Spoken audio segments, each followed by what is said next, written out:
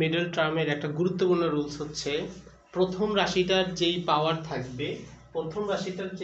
থাকবে মাঝখানের রাশিটার পাওয়ার হইতে হবে প্রথম রাশির অর্ধেক।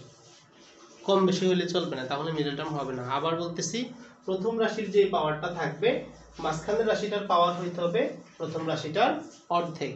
যেমন এইখানে আমরা একটা সমস্যা দেখতে পাচ্ছি, 3 4 গুণ করলে হয় 12, 12 উৎপাদকগুলো 3 এবং 4 গুণ করলে হয় 12, 3 আর 4 যোগ করলে হয় 7, সংখ্যাটা মিলতেছে।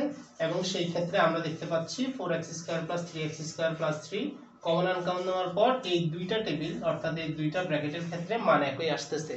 একই অঙ্ক যখন এখানে পাওয়ার ছিল 4 আর মাঝখানের রাশির পাওয়ার হচ্ছে 3, অর্থাৎ 4 এর অর্ধেক যখন আমি নেই নাই, তখন সেই ক্ষেত্রে আমার এক পাশে কমন থাকতেছে x + 1 আর অপর পাশে কমন থাকতেছে x³ + 1, অর্থাৎ সেই ক্ষেত্রে আমি কমন নিতে পারছি না।